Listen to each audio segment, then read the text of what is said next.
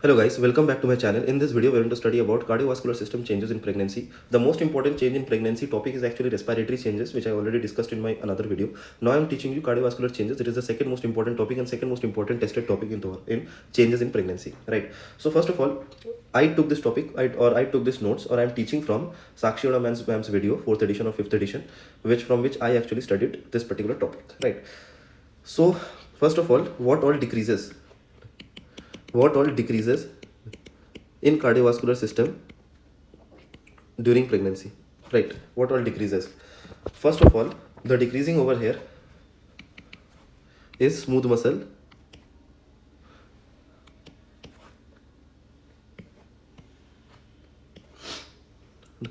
the first decreasing thing over here is pulmonary vascular resistance, right? Is pulmonary vascular resistance. Pulmonary vascular resistance. Why does it decrease? It decreases because smooth muscle reactivity or resistance decreases. Means smooth muscle relaxes, right? Smooth muscle gets relaxed. That's why it decreases. Smooth muscle relaxes. Why does smooth muscle relax in pregnancy? It is a very easy thing, since due to progesterone. Progesterone is released in a higher quantity in pregnancy. That's why it causes smooth muscle relaxation, and that's why it causes pulmonary vascular resistance. Second, it also decreases the BP. Very important. It decreases the BP. Many people think that it increases the BP. Wrong. It decreases the BP, right? First of all, which BP is decreased? Diastolic BP is decreased. Diastolic BP. Okay. Diastolic BP is decreased. Second important point. When does it decrease? It decreases mostly in second trimester, right? Mostly in second trimester. Next, when does it decrease most? Again, in which position? It decreases most in supine position, right? It decreases most in supine position. So these 3 points are important. BP decreases. Why? Because diastolic BP decreases. What happens to systolic BP? The systolic BP actually increases. We will study it further in the increasing part. We are now studying the decreasing part. BP decrease, overall BP decrease, diastolic BP decrease, mostly in second trimester and mostly in supine position, right? Third point, due to this, why does it decrease mostly in supine position? Because in supine position the body doesn't get the gravitational force, right? That's why. Third, we all know that there is something called supine hypotension syndrome. Supine hypotension syndrome.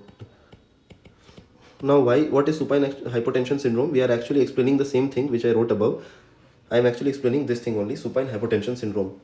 What is supine hypotension syndrome? It occurs in the third late trimester, right? Why does it happen? See, it happens because the gravid uterus actually presses on the inferior vena cava, right? That's why, because the inferior vena cava is pressed by the gravid uterus, so venous return is decreased. That's why cardiac output is decreased and the mother develops hypotension, right? So what is the reason? Gravid uterus presses the inferior vena cava. Most important thing, gravid uterus presses the inferior vena cava. Due to this venous return decrease, due to this cardiac output decrease, due to this hypotension in mother occurs. Okay? So hypotension occurs in the mother. So very easy. So this is called supine hypotension syndrome. It occurs in late third trimester, right?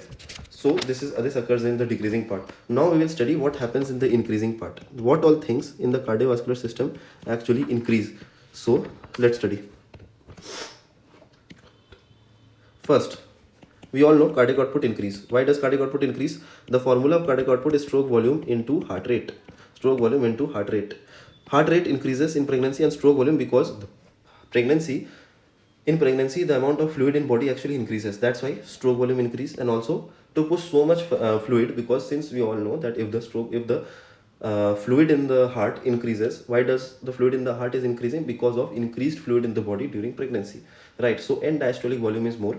Now due to Frank-Starling's law, we all know that the contractility and heart rate will increase, right? So because these two are increasing, so cardiac output also increases. That's why systolic BP increases, but not diastolic BP. Extremely important. Diastolic BP does not increase, diastolic BP decreases.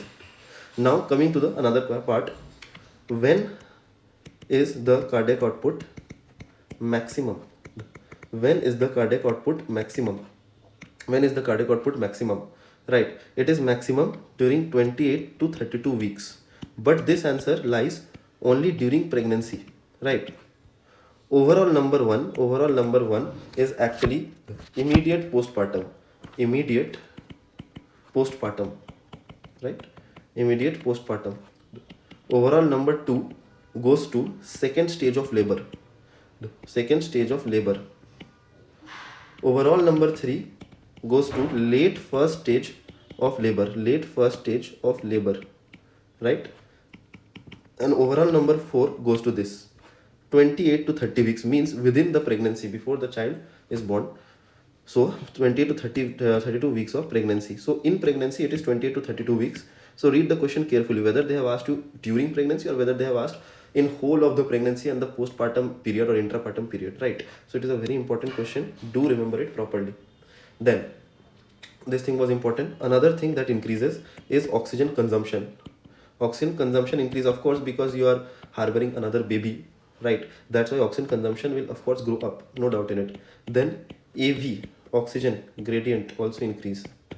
AV, oxygen gradient also increase, right? So this was it. Now we will study another important topic in it: normal changes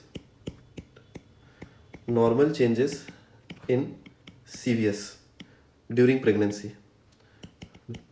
Normal changes in CVS during pregnancy. For example, listening to a third heart sound during pregnancy is considered not abnormal, right? Whereas in a normal person it is somewhat abnormal. So what are the normal changes? First of all, increase of the heart rate, that is tachycardia, is normal. Don't take it that is a problematic thing, that the pulse rate or heart rate is high. In pregnancy, it is a normal thing to observe. BP is low. If someone complains that BP is low, normal. In pregnancy, BP is generally low, right? Heart rotates upward. Heart rotates upward and outwards, upwards and outwards, because of the push of the uterus. That's why we can hurt the apex somewhat laterally and up. Okay. Now fourth point, and another very important thing, due to this heart rotates upwards and lateral, in ECG we will see left axis deviation. We will see left axis deviation. Okay. Plus we also see palpitations, right? Because the heart is also somewhat outwards, that's why we can hear palpitation, we can feel palpitation. Then heart sounds, extremely important. In heart sound, the S1 is loud plus wide, loud plus wide with prominent split, with prominent split. What about S2? S2 is normal as that of a normal person. S3 is easily heard. S3 is easily heard, and it is a normal thing. In S4, it is not abnormal. It is not normal. It is abnormal to hear S4 in a pregnant patient. Always remember this. Now coming to murmur part. What about murmurs? We can hear a lot of murmurs in a pregnant patient. The most common murmur you will hear during pregnancy is ejection systolic murmur. Ejection systolic murmur. Why ejection systolic murmur? Because a more amount of blood has to get out from that same orifice. That's why ejection systolic murmur, but less than 3/6 intensity. If it is said that more than, or for example 4/6 or 5/6 intensity, then it is abnormal. Always remember it. So less than 3/6 intensity is normal, ejection systolic murmur. Second, soft diastolic transient murmur is normal. And third, continuous murmur is also normal, right? So remember these two things.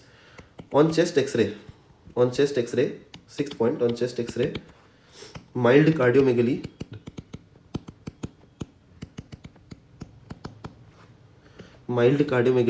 is normal,